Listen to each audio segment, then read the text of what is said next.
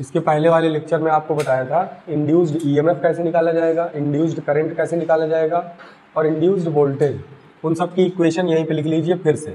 I is equal आया था I naught sine omega t, E is equal E naught sine omega t, V is equal V naught sine omega t. अब हमें इन सब की average value चाहिए। Average value निकालने के लिए हम क्या करेंगे, हम यूज़ करेंगे इंस्टेंटेनियस वैल्यू ऑफ इक्वेशन। आपको जितनी भी डिफिनीशन बताई गई होंगी उनमें एक इक्वेशन आती है इंस्टेंटेनियस वैल्यू की। इंस्टेंटेनियस वैल्यू ऑफ, सबसे पहले निकालते हैं हम करंट के लिए। अब ये डेरिवेशन ध्यान से समझना है। अगर हम वैल्यू एक की निकालेंगे तो सेम वही वैल्यू तीनों के लिए आएगी। अगर हम करंट के लिए जो वैल्यू निकालेंगे वही इंड्यूस्ड ईएमएफ की होगी, वही इंड्यूस्ड वोल्टेज की भी होगी। तो जनरली आप करंट की डिफिनीशन लिखते हैं, the flow rate of charge is called current. किसी भी कंडक्टर में चार्ज का जो फ्लो होता है पर यूनिट टाइम में, वही उसका क्या है, करंट है।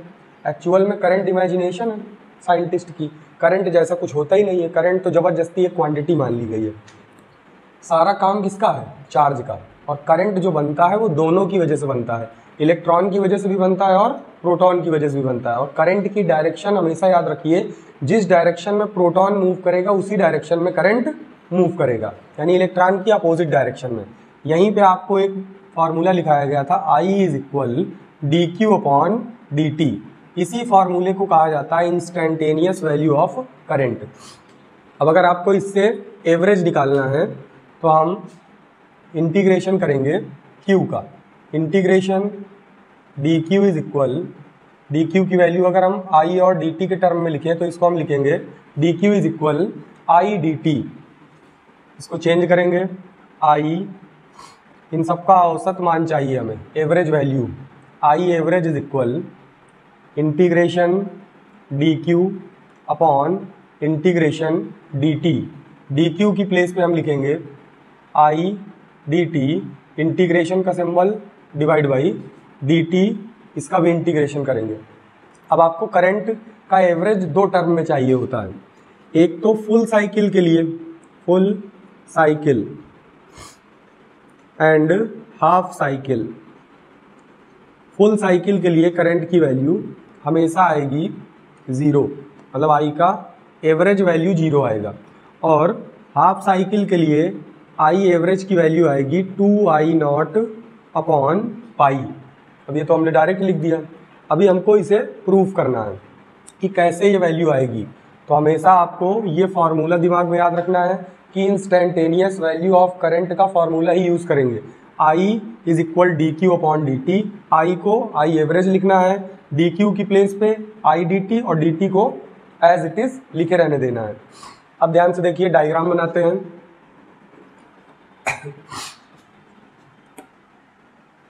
सपोज करिए अल्टरनेट करंट का एक छोटा सा डायग्राम बनाया हमने, इस तरीके से ये मूव करता है ऐसे। ये टर्म थोड़ा डिस्टर्ब है, सेम बनाइए एज इट इज।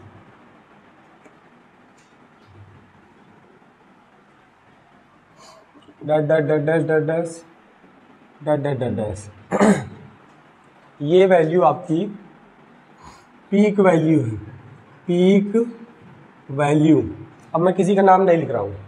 अगर मैं इस ग्राफ को वोल्टेज का मान लूँ तो पीक वैल्यू हो जाएगी वोल्टेज की।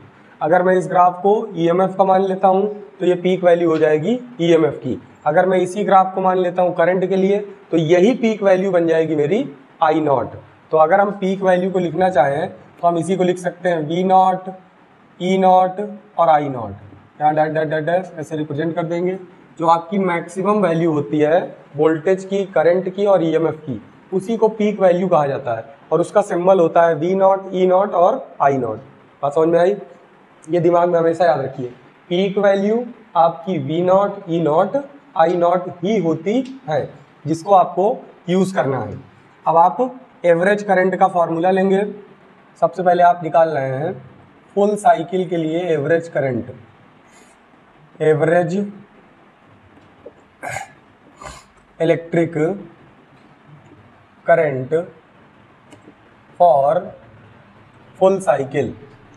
फुल साइकिल के लिए एवरेज करंट निकालेंगे, फॉर्मूला उठाएंगे, आई average is equal integration I D t upon integration D T.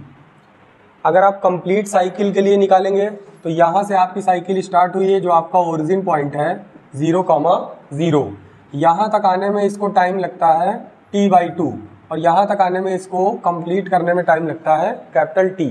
तो आपकी जो साइकिल है वो 0 से स्टार्ट हुई है और कैपिटल T पे जाके ख़त्म हो रही है एक कंप्लीट साइकिल के लिए। अगर हम SHM की बात करें, ऑक्सीलेशन की बात करें या प्रोग्रेसिव वेव, किसी भी फॉर्म में अगर हमारी ऑक्सीलेशन हो रही है तो उसके अकॉर्डिंग हम 0 से स्टार्ट कर रहे हैं और एक कंप्लीट साइकिल हमारी T टाइम में कंप्लीट हो रही है। तो यहाँ पे जब आप इंटीग्रेशन करोगे फुल साइकिल के लिए तो आपकी इंटीग्रेशन की वैल्यू हो जाएगी 0 to T। यहाँ भी लिखेंगे 0 to T और बड़ा बड़ा लिख लीजिए I D T, integration 0 to T और यहाँ लिखा हमने डी टी।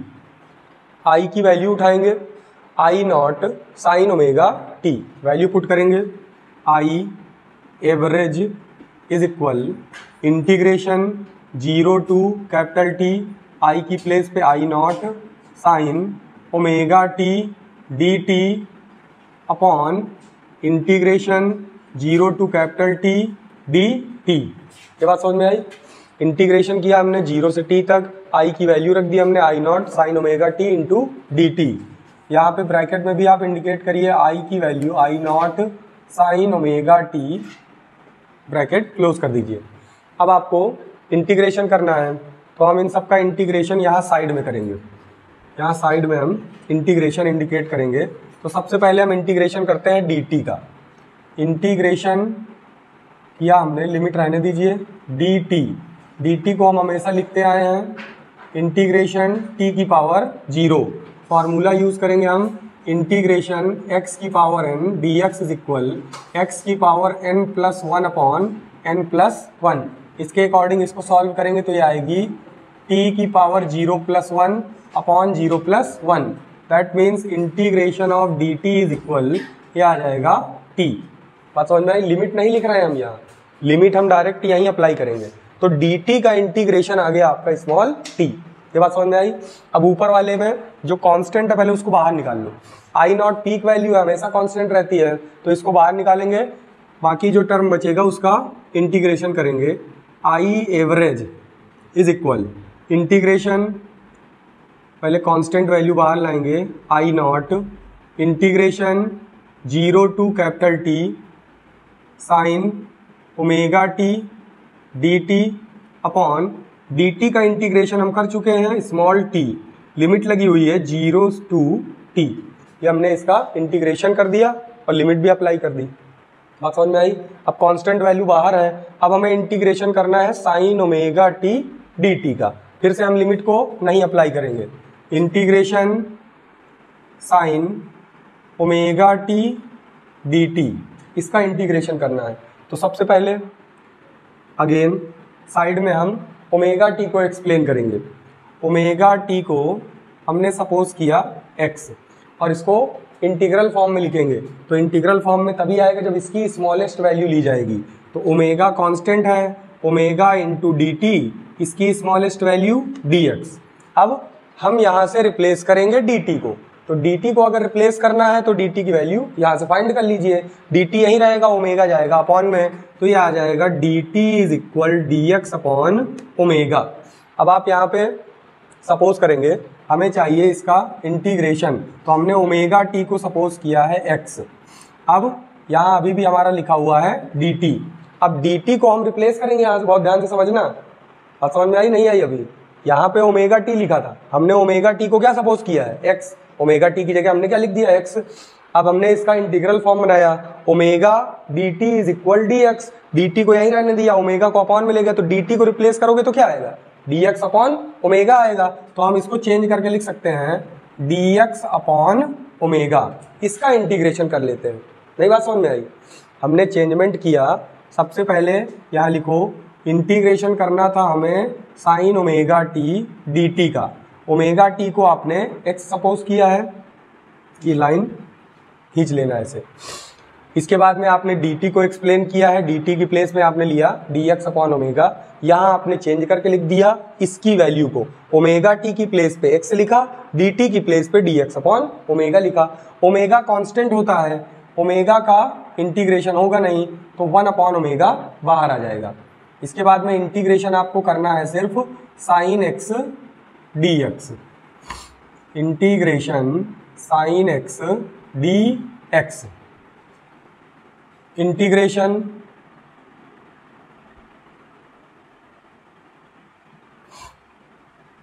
ब्रैकेट में कर्ली ब्रैकेट लगाइए, यहां लिखिए integration sine theta d theta is equal, इसका इंटीग्रेशन होता है माइनस का कॉस थीटा। ये आप ब्रैकेट में इस तरीके से इंडिकेट कर दीजिए, अगली लाइन में इसका इंटीग्रेशन कर दीजिए। साइन एक्स का हो जाएगा माइनस कॉस एक्स, इंटीग्रेशन आएगा इसका is equal 1 upon omega, constant है, साइन एक्स का आ जाएगा माइनस का कॉस एक्स। बात समझ में आई? अब आप एक्स की वैल्यू उठा के फिर से रख दीजिए, क्या आ जाएगा 1 अपॉन ओमेगा ब्रैकेट में माइनस कॉस ओमेगा टी। ये आपका इंटीग्रेशन कंप्लीट आया किसका? इंटीग्रेशन है ये sign omega t d t का, ये कंप्लीट इंटीग्रेशन आ गया। अब आप इसको रिप्लेस करके ये वैल्यू यहाँ पे डायरेक्ट लिख सकते हैं और लिमिट अप्लाई कर देंगे। नहीं बात समझ में आई? हर एक लाइन लिख दी है जहाँ से जो चेंजमेंट किया है। यहाँ लिखेंगे आप आई average is equal I not बाहर था constant value, sign omega t d t का इंटीग्रेशन आया है, ओमेगा ऑलरेडी कांस्टेंट है बाहर, ब्रैकेट में आया minus cos omega T, limit लगी है 0 टू कैपिटल टी, टोटल इसका अपॉन यहाँ लिमिट अप्लाई करिए capital T minus 0, small T की प्लेस पे पहले कैपिटल टी लिखेंगे फिर माइनस लोअर लिमिट तो 0 लिख दिया हमने। अब ये ओमेगा चाहो तो अगली लाइन में नीचे लिख सकते हो क्योंकि अपॉन में है, तो आई नॉट अपॉन ओमेगा।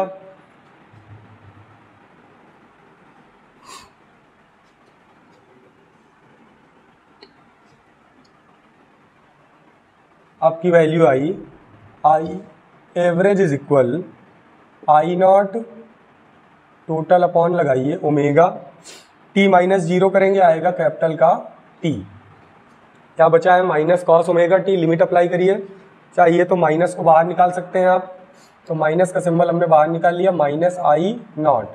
अब लिमिट अप्लाई किया तो टी की प्लेस पे आपको लिमिट लगाना है, ओमेगा अपनी प्लेस पे बना रहेगा, इसको साफ साफ लिख लीजिए कॉस ओमेगा टी।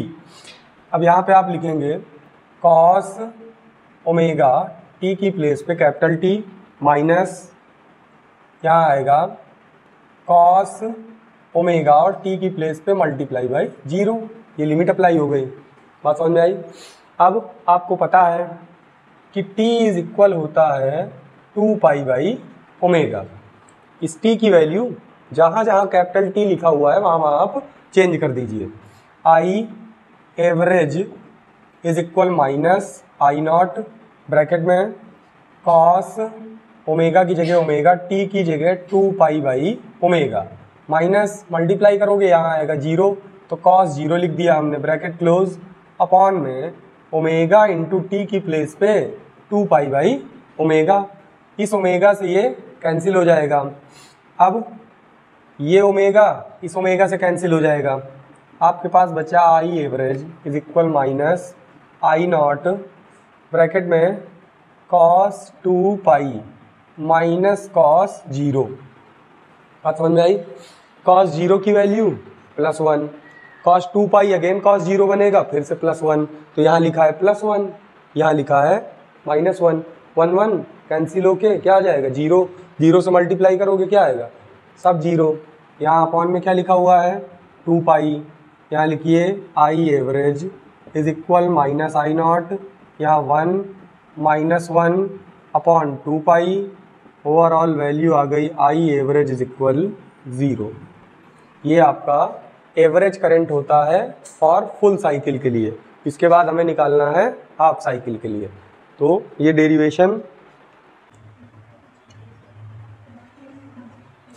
इसको भी फिर से लगाते हैं तो दोबारा फिर समझ में आएगा। अभी आपने जो वैल्यू निकाली है बेटा वो कंप्लीट साइकिल के लिए, ध्यान से देखो, हाफ साइकिल ये है और हाफ साइकिल ये, एक साइकिल अप साइड में एक साइकिल डाउन साइड में, दोनों साइकिल मिलके आपकी एक कंप्लीट साइकिल बनाती हैं। तो इसके लिए करंट की वैल्यू, क्योंकि हाफ टर्म में करंट पॉजिटिव होता है डैश और हाफ टर्म में करंट निगेटिव होता है, जितना करंट अप साइड उतना ही current down side. Overall current कितना होता है किसी भी कंडक्टर में? 0। ये कई बार मैंने बताया है, वो आपने आज अभी प्रूफ किया कि किसी भी कंडक्टर में कभी भी करंट फ्लो करेगा तो उसमें टोटल करंट की वैल्यू क्या होती है? 0 होती है। आपको जो करंट फील होता है वो वन डायरेक्शन करंट है। जैसे मैंने अभी बताया था कि करंट दो प्रकार से बनता है, प्रोटॉन से भी बनता है और इलेक्ट्रॉन से भी बनता है। तो ये अभी आपने प्रूफ किया। अब आपको सिर्फ प्रूफ करना है हाफ साइकिल के लिए, मीन्स T/2। अभी तक आपने यहाँ T तक प्रूफ किया था, अब आपको T/2 के लिए प्रूफ करना है। तो यहाँ लिखेंगे आप average electric current for half cycle. हमने बताया कि अगर आपको हाफ साइकिल या फुल साइकिल के लिए एवरेज करंट की वैल्यू चाहिए तो आपको इंस्टेंटेनियस वैल्यू ऑफ करंट लेनी है। इंस्टेंटेनियस वैल्यू ऑफ करंट का फॉर्मूला होता है I इज इक्वल dq/dt। यहाँ से हम dq की वैल्यू निकालेंगे, dq इज इक्वल, ये बन जाएगी I dt। अब आपको वैल्यू लेना है I एवरेज का, जो आपका जनरल फॉर्मूला है, I इज इक्वल q/t से। तो हम स्मॉल क्वांटिटी के लिए फाइंड कर रहे हैं, तो I average is equal integration dq upon integration dt। dq की वैल्यू है I dt, I average is equal integration I dt upon integration dt। ये मैंने अभी आपको बताया था कि इस तरीके से एवरेज करंट की वैल्यू फाइंड करने का फॉर्मूला बनाया जाता है। तो ये आपका फॉर्मूला बन गया। आप इससे किसी का भी एवरेज करंट फाइंड कर सकते हो, कंप्लीट 1 साइकिल के लिए, 2 साइकिल के लिए, 3 साइकिल, जितनी साइकिल के लिए का है उतनी साइकिल के लिए आपको लिमिट लगा देना। 0 से t का है, 0 से 2t का है, 3t का है, जहां तक के लिए का है आपको यही फॉर्मूला लगाना है। हमें किसके लिए लगाना है? हाफ साइकिल के लिए। हेडिंग यहाँ पड़ी हुई है, हमें लगाना है फॉर्मूला हाफ साइकिल के लिए। यहाँ से डेरिवेशन स्टार्ट करेंगे। I average is equal integration I dt upon integration dt। इस बार लिमिट चेंज हो जाएगी, लिमिट हो जाएगी 0 to t/2, 0 to capital T/2, 0 to capital T/2। ये आपकी लिमिट हो जाएगी। क्या लिखिए? dt। अब आपको I की वैल्यू पुट करनी है, सारी वैल्यू मैंने ऑलरेडी लिख रखी है। I is equal I0 sine omega t। Bracket में फिर से यहीं पे इंडिकेट करेंगे, I is equal I0 sine omega t। Next line में I average is equal integration 0 to t/2, I की प्लेस पे I0 sine omega t, dt की प्लेस पे dt upon integration dt limit 0 to t/2। Clear? इस बार हम integration यहीं करेंगे, इसी के नीचे। सबसे पहले इंटीग्रेशन करेंगे dt का। तो इंटीग्रेशन हमने इस टर्म का किया, फॉर्मूला लिखेंगे। किस फॉर्मूले का यूज़ करेंगे? इंटीग्रेशन x की power n dx, formula x की power n+1 upon n+1। Integration dt का किया तो dt का मीन्स होता है t की पावर 0। t की पावर 0 में ये फॉर्मूला अप्लाई करेंगे तो n की प्लेस पे लिखा है 0, तो 0+1 अपॉन 0+1। इंटीग्रेशन dt आ गया, 0 में 1 ऐड करोगे 1 आएगा, 0 में 1 ऐड करोगे 1, तो dt का इंटीग्रेशन हो गया t। ये इंटीग्रेशन हो गया सिर्फ dt का। यहाँ हमने लिमिट नहीं अप्लाई की, लिमिट तब अप्लाई करेंगे जब इसकी वैल्यू पुट करेंगे। बीच में लाइन खींच दीजिए। अब अगली लाइन में यहाँ से लिखिए, I0 को बाहर निकालिए, dt का इंटीग्रेशन शो करिए, बाकी जो बचे उसको फिर लिखेंगे।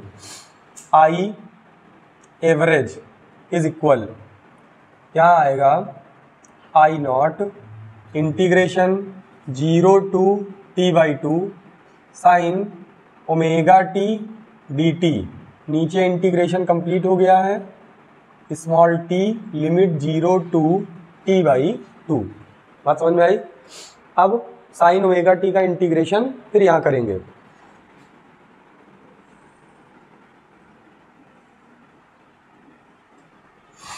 यहां लिखेंगे omega t is equal x, integral form में बनाएंगे, omega d t is equal d x, d t की प्लेस पे डी एक्स अपॉन ओमेगा। हमें इंटीग्रेशन करना है sign omega t d t का। ओमेगा टी की प्लेस पे लिखेंगे x, integration sine omega T की प्लेस पे एक्स, डी टी की प्लेस पे d x upon omega, D x upon omega. अब इसका इंटीग्रेशन करना है तो ओमेगा कांस्टेंट है, इसका इंटीग्रेशन होगा नहीं तो ओमेगा ऑलरेडी बाहर आ जाएगा। 1 upon omega integration sine x d x, bracket लगाइए, integration sine theta d theta, bracket में इंडिकेट करिए, minus cos theta, bracket close किया।